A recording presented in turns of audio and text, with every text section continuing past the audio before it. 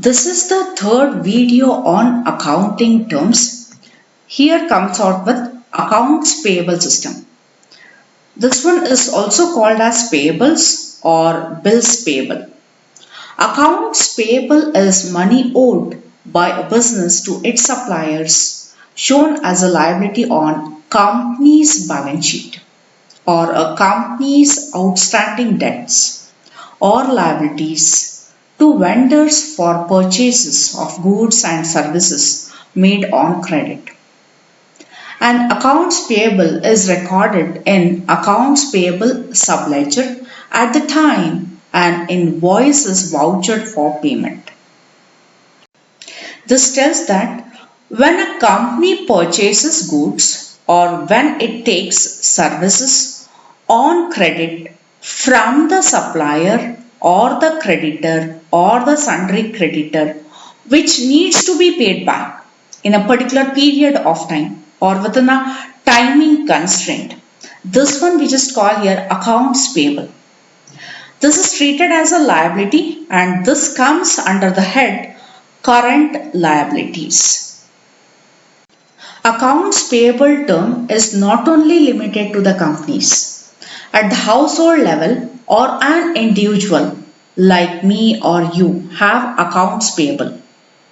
We consume electricity, telephone, cable TV network, broadband, etc.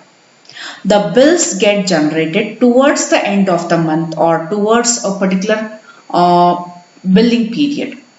It means that service provider has given some service and sends the bill, which needs to be paid by a certain date.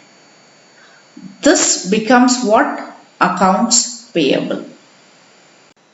Vouchered or vouched means that an invoice is approved for payment and has been recorded in general ledger or accounts payable subledger as an outstanding or open liability because it has not been paid. Vouchered is a backup document for accounts payable. It files all the supporting documents which are required to approve the payment of a liability.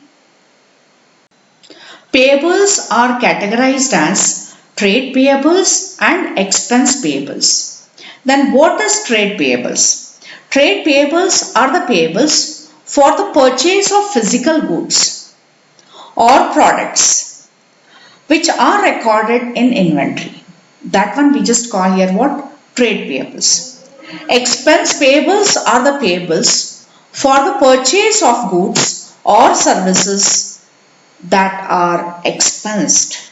And some of the common examples of expense payables are advertising, travel, wages, entertainment, office supplies, utilities, etc.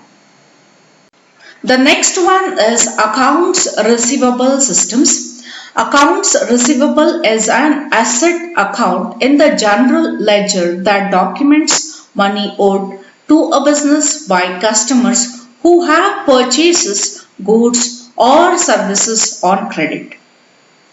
Even this is known as bills receivable, which gives the details of the gifts from the customers. Details are maintained in a subledger, that is debtors or sundry debtors. Account receivables are treated as current assets on the balance sheet. It is a payment in which the company will receive from its customers who have purchased its goods and services on credit basis, where a credit period is given to the customer. A credit period can be from few days to few months. Few days indicates here it can be for a week or maybe for 10 days, 15 days or maybe for a particular month. In this system, we have to monitor the receivable closely as the sum due from customers is our money blocked. This also helps us to keep a watch on customers' credit worthiness and reliability. Many statements are prepared to monitor the accounts receivable. Some of them are analysis statement, aging analysis statement, business summary, which can be done month-wise or item-wise, and so on. The next one is balance sheet. Balance sheet shows the financial status of the business as at a particular date.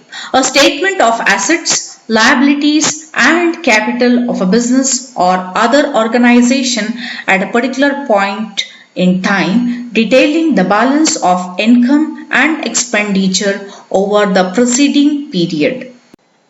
It is a statement which displays or which shows the financial position of the business or a firm or an organization at a specific point in time. There are two different types of balance sheets are available. One is of vertical format, the other one is of horizontal format. Even in case of computerized accounting also, we can display the balance sheet in both the formats. From the balance sheet, we can compare the statements over the years, which helps in determining the growth of the company. The balance sheet is prepared by taking the asset and liability type of accounts from the trial balance. The next topic is final accounts. It is prepared after checking for the accuracy of the books of accounts with trial balance. These are the accounts which are prepared at the end of the financial year. It gives the idea of the financial position of the business or an organization to the owners or the proprietors. In a nutshell, final accounts is the final result of all the financial activities, and it is prepared at the final stage of the accounting cycle. Coming to the objectives of the final accounts, the first point is to know the net results of the business activity, and the second one is to ascertain the financial position of the business. As we know that final accounts are prepared at the end of the financial year period. From this we will come to know the profit or the loss and the financial position of a particular business or an entity.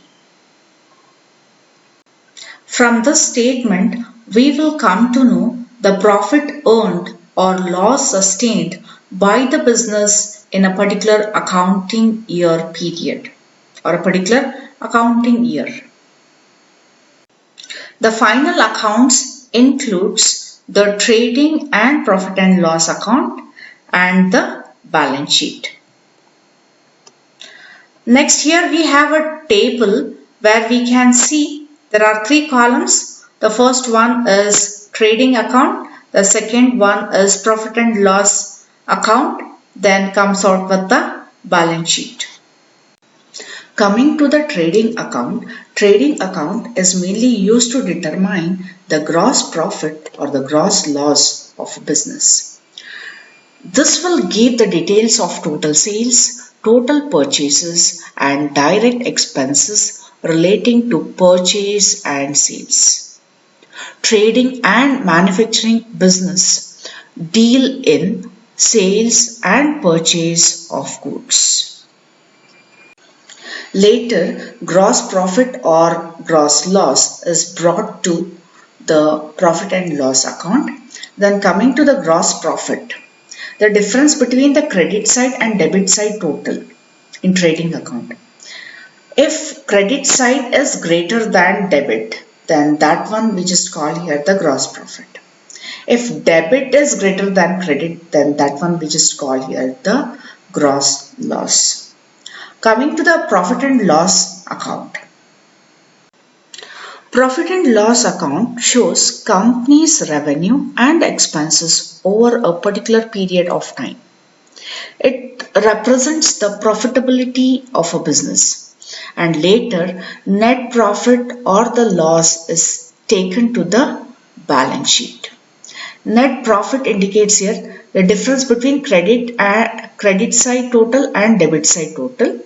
If credit is greater than debit, then that one we just call here the net profit. If debit is greater than credit, that one we just call here the net loss. Then coming to the balance sheet. Balance sheet already we have seen in the previous slide. It is a final statement of assets and liabilities and which will not contain debit or credit side. All personal account, real account and nominal account balances that are capital in nature are transferred to the balance sheet. The same way in the next module we are going to see which are the groups which comes under the revenue in nature and non-revenue in nature. Thank you. In the next video we are going to see computerized accounting information system.